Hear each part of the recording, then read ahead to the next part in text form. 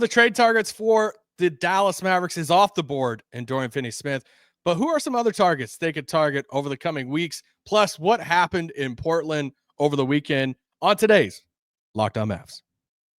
I'm Luka Doncic, and this is Locked On Mavericks podcast. If you don't believe, you shouldn't be here. You are Locked On Mavs. Great, Rusty. Your daily Dallas Mavericks podcast. No one's dying. Part of the Locked On Podcast Network. Amazing. Your team every day. Still can't even build me. Yeah, you are locked on the Dallas Mavericks. My name is Isaac. I'm one of your co-hosts of the show. Thanks for making Locked On Mavs your first listen of the day. We'll make Locked On NBA your second listen of the day. Awesome crew over there that's been rotating out twice a day. Make sure you go listen to that. If you're a true Mavs fan, guys, maybe you're setting on some Christmas cash, some extra room in the budget, and you're like, you know what? I'm a real Mavs fan, but I don't have a subtext subscription to be a Locked On Mavs insider, literally texting with people throughout the weekend. So make sure you do that. You can sign up through the QR code on the screen there on YouTube or in the description of the podcast. Plus, guys, you know, we're number one in the NBA in the Locked On shows with our free newsletter. It's free. It's literally free to sign up. It's one email. You get one email a day. All the latest Mavs news. You get the podcast episode too. Help us do that. Help us stay at number one with that and support the show. If you're watching on YouTube, comment anything below, like the show, share the show. But I want to talk a little bit about trades today. So, especially with Dorian off the board. I guess I need to turn this music off at this point. Especially with Dorian off the board. And some of you didn't want Dorian anyway, which just close out the pod right now. Just kidding. Don't. Who's the target that you think Dallas should go after if they should go after somebody? If you're in the camp that you think Dallas should make a trade, who should that be? Leave that in the comments below on YouTube. So yeah, riding solo today to kick off the week on this Monday. Nick is on vacation visiting family. My background and everything looks weird. My whole setup looks weird right now. It's like a mobile setup because I'm visiting family too. We never miss a post-game show, whether it's the week or the weekend. But we had to miss a post-game show on Saturday after that Portland game, if that was a game. Kyrie went nuts. But so sorry, delayed on that because I was traveling on the road for 13 hours and trying to watch all the stuff. I'll talk about the Portland game in the third segment. But first, I want to talk about the trade that went down on Sunday that kind of had my heart, I don't know, in shambles. My wife's like, hey, you okay? Are we hanging out with family today? Is like, what family? I don't even know what matters to me anymore. The fact that Dorian Finney-Smith is going to be wearing a Lakers jersey. A Lakers jersey of all teams. Like, there's one thing when they were saying, Mark Stein was saying that Memphis is going after Dorian Finney-Smith, and it's like, dang, that's going to be super annoying. Team in our division, team that's doing really well this season. They're relatively healthy, well-coached team. They just keep on getting better and better. Super deep roster. I'm like, I really don't want him to go to Memphis. Can he just stay in the East? And then the Lakers swoop in. And it's like, hey, we're going to get Dorian and put Dorian Finney-Smith in a Lakers jersey. Super tough for us. If you're wondering why I'm like heartbroken about it, if you're like fairly newer to the show, Nick and myself and Dorian, we like all it feels weird being I feel like Bill Simmons right now. Be like, hey, when I hoop and I set a screen, that's like LeBron setting a screen. It's not, I'm not trying to say that, but we started right when Dorian Finney-Smith came to training camp for the Mavericks. So we were new, Dorian was new, and we kind of just like formed this, I don't know, just like, I wouldn't say like friends. I mean, when he comes to town, he daps us up, says hello, whatever. But it's like we just see him at practice, see him in the locker room over and over again. And then we start talking about family and shoes and all the different stuff. And just really came to like Dorian. Interviewed him a bunch of different times, did a bunch of different stories, did a written story for the Mavs on him and Dennis Smith and the Smith way and all that. It was just loved having Dorian around. And while we're talking about Dorian, you're like, all right, well, who cares? Why are we talking about Dorian? He's going to the Lakers. Because if the Mavericks go out and make a trade between now and the trade deadline, it's because it's going to be somebody like a Dorian Finney-Smith. We've been saying this whole time of like, if you take Dorian's name off of him as a player and like what he brings, you're like, all right, what are the Mavs like looking for? Well, the Mavs already have like their 2 stars. They already have the star to go alongside Luka. You have your franchise cornerstone. You have Kyrie that obviously fits next to Luka. You have your kind of like big rotations kind of set. Like you have Lively and Gafford, put an awesome luxury to have. Let's not really mess with that unless it's like somebody. Yeah. Anyway, so the big rotation's basically set. Then you look at like your starting 4 that's going to play alongside Kyrie and Luka in one of those bigs, and PJ, and I feel like PJ is pretty set in stone. Then you look at the bench unit, and you're like, all right, Najee Marshall, Quentin Grimes, Gafford, Dinwiddie, all pretty good, solid bench unit. You're like, what does this team need? We've kind of been in that camp of, man, the Mavs don't really need a ton right now. There's not a ton. I'm more upset with trades that are probably going to come over the next few weeks, or like the trade on Sunday. I'm more upset as far as teams that we go against. I'm like, I don't want Memphis to get this player, or instead of the Mavs lost out on blank player. Yes, I would have loved if Dorian Finney-Smith could come back to Dallas, because I think there's a clear role for him to come off the bench, be that kind of backup wing defender, hit some threes. He knows the system, all the stuff. I think it would have been a great fit, but it's not happening because he's going to the Lakers. So what should Dallas go out and do? And that's why it's so weird, because we've been in this like trade machine. I love doing trade machine stuff. I love doing trade spo stuff. That's why I was joking last year. I worked for the team last year, so you can't really talk about trades. And I was like, I'm like all the time, like sending fake trades to people, but I'm like, can't talk about it publicly and all this stuff. And now we're at this like point where I'm like, man, I don't really think they need a ton. So it's like, let me ask you this question. If the Mavericks did nothing at the trade deadline or before the deadline, they just waited for Luka to come back, they held the ship afloat, they did nothing at the trade deadline, but some other teams did some things like the Lakers. Let's say Memphis goes out and adds somebody. Let's say Denver makes a move. Let's say Houston stands pat. Let's say OKC stands pat. Let's just say 3 or 4 teams there in the Western playoff mix, or in that top 6 to 8, make some moves to upgrade their roster, and Dallas doesn't. Are you going to be okay with it? Are you going to be happy with it? I think deep down, yes. I think anytime a trade comes through and it says your team, you get super excited and you want it to happen. You want new blood in there and new players to talk about. It's fun from a fan standpoint, but I think from a basketball standpoint, I think if they stood pat, I wouldn't be like, one, I wouldn't be shocked at all, but also I wouldn't be like mad about it because of my belief in this roster and how deep the roster is right now. So I think I would prefer them to go out and try to get one more piece on the bench, a wing defender if they could for the right price. But if they don't, it's not the end of the world.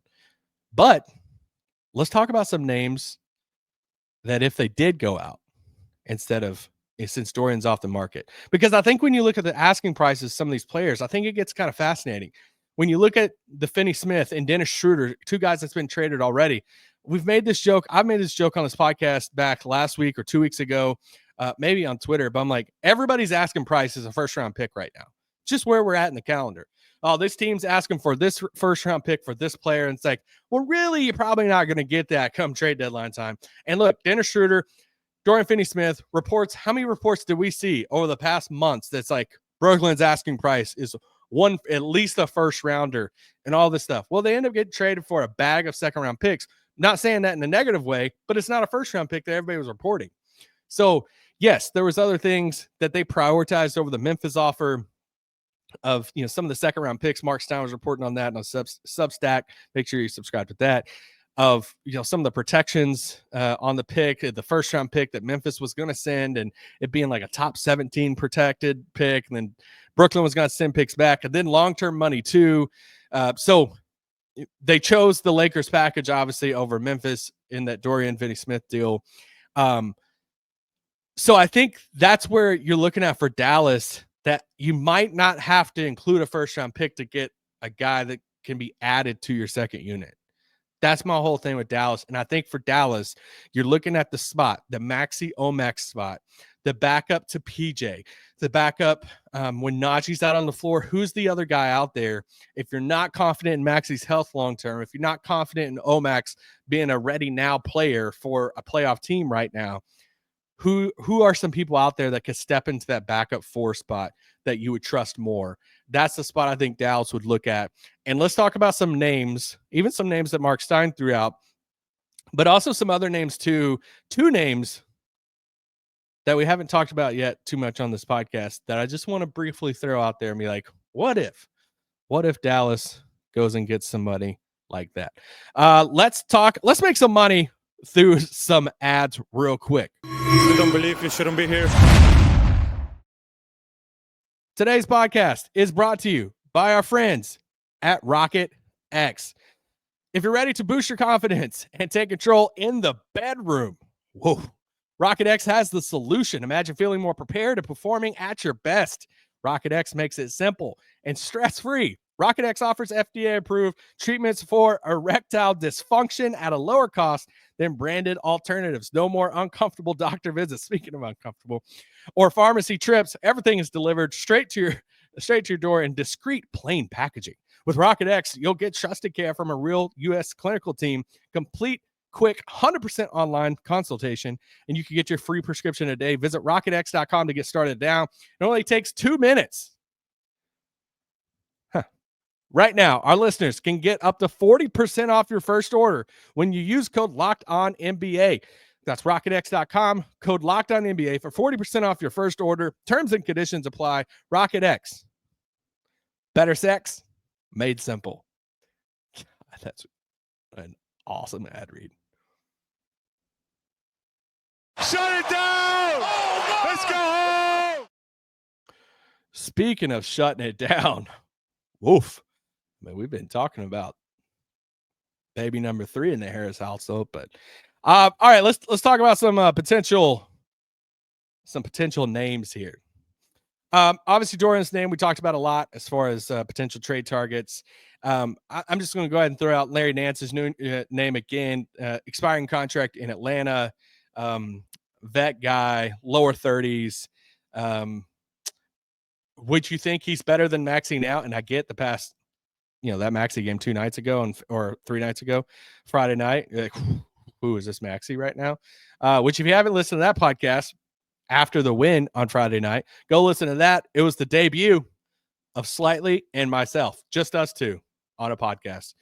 Thanks for all the kind words and stuff from that. Slightly's awesome. So he makes everything easy to do podcasts with. So Larry Nance, he's an obvious one. We've talked about him a lot, so I don't want to spend a lot of time on him. Is he better than Maxey? I think that's your question right there.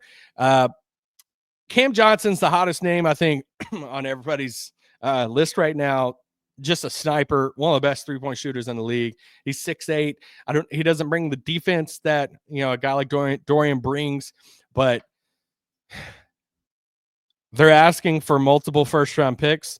That's the report. I do think he's going to get more than Dorian. I think he at least gets a first-round pick. It might have some protections and stuff on it from somebody, but I do think he gets a first-round pick from someone. He's a good player. So does Dallas go out and get? I haven't heard much of Dallas connected to him, but that's also how Nico works. Is you don't really see Mavericks connect to the people until Nico makes the deal done. So I do think he'd fit on this team. So I do like Cam Johnson. So, but I think he's going to be a little bit out of the price tag for what Dallas is going for. Matisse Thybulle for Portland. Dude has been hurt forever, it feels like, in Portland. But obviously there's a connection with Thybulle in Dallas. We know that he signed an offer sheet to come to Dallas and to be a restricted free agent, or he was a restricted free agent, signed the offer sheet in Dallas. Portland obviously matched that, brought him back. So Dallas did like him at some point. I would assume they still like him now. He gives you that another wing defender. I want to say it wouldn't take a ton to go get him. So he would make a lot of sense. If you're asking me of all the names on this list right now, who's a name that you think is the most likely for Dallas? I said Dorian before that. I'd be looking at Tybal right there in Portland, because I think Portland, and I think it's been reported on too. I think Shams said it.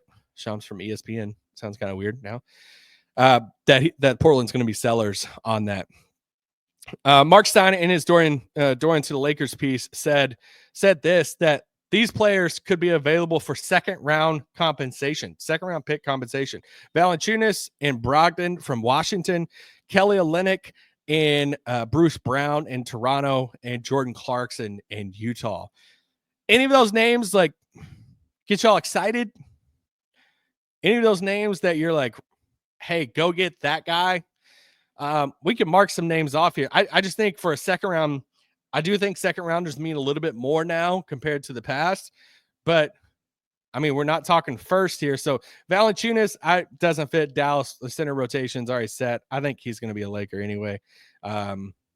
Yes. Malcolm Brogdon, he's interesting to me. I could kind of see it, but it's kind of like overlapping with Dinwiddie. How much of Brogdon does Dante Exum bring you if Dante's back to Dante form? And hopefully we see him soon, man. I'm seeing him play basketball.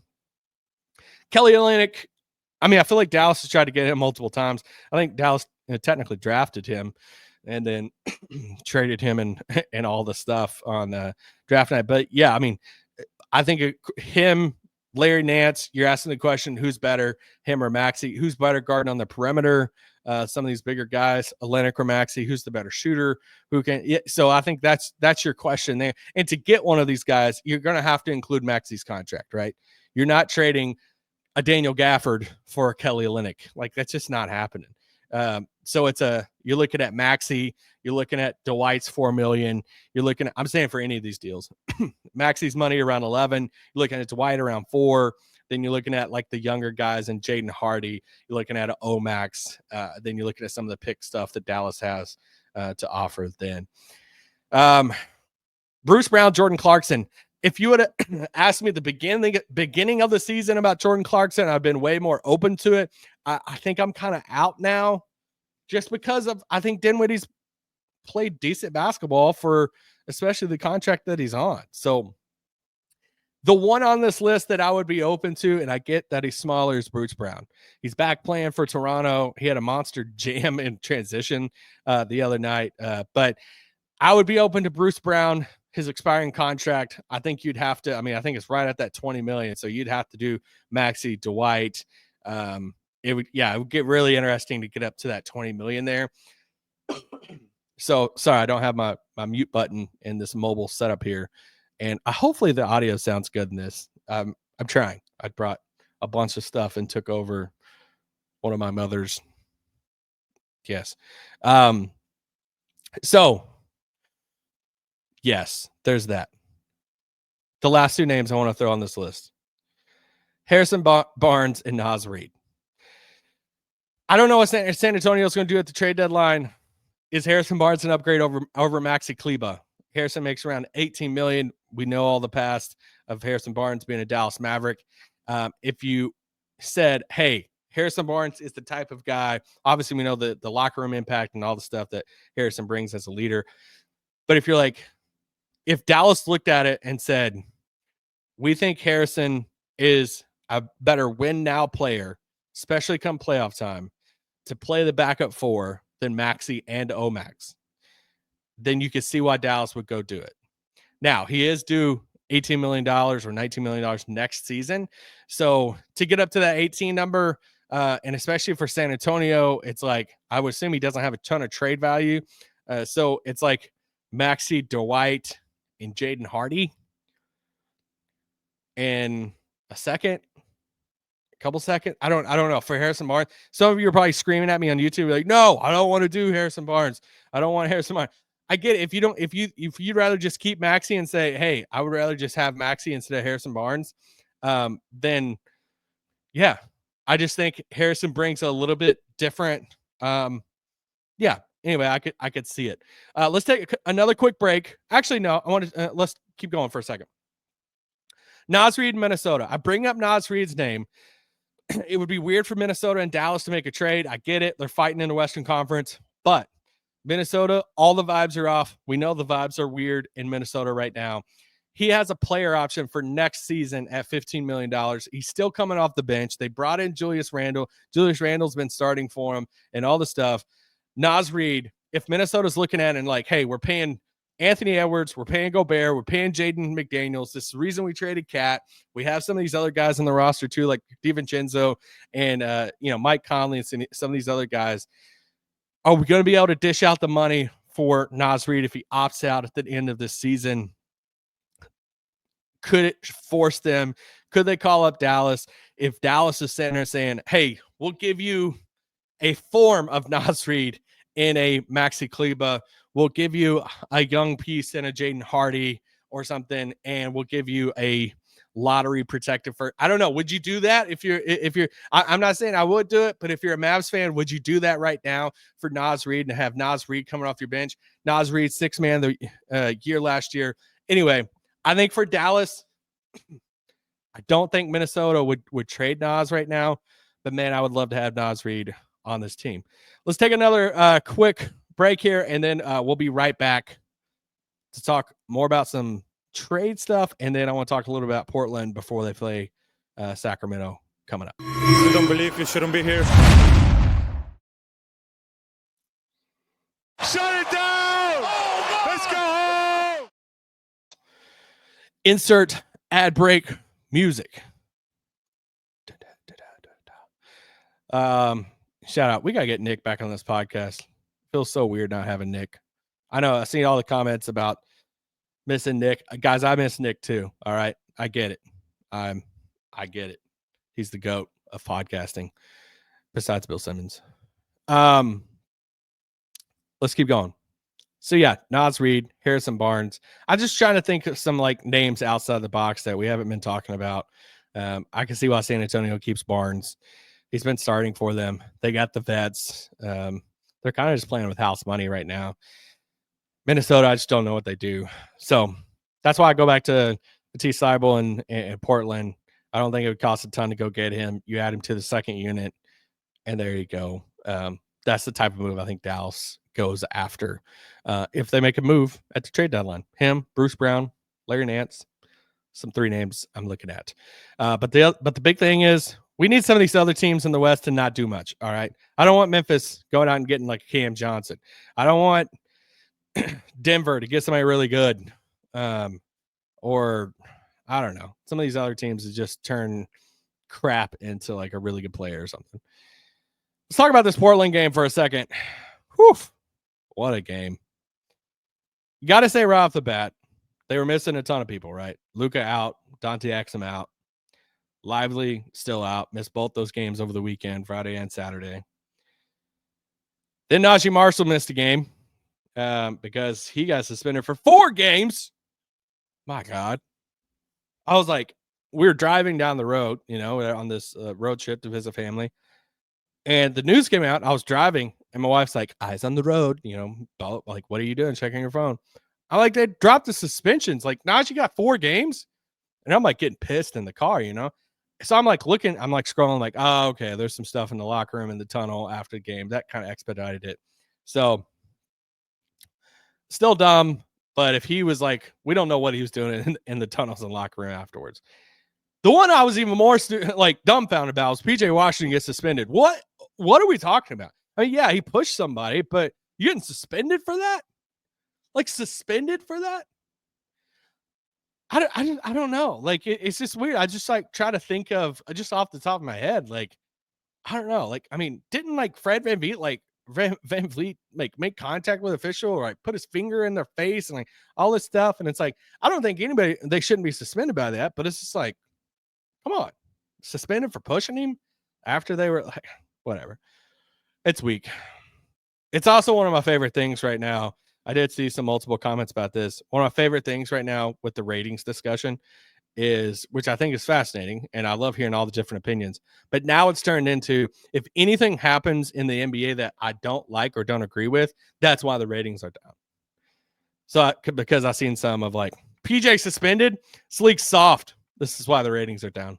It's like, well, okay. That's a long path to get there, but I get what you're saying.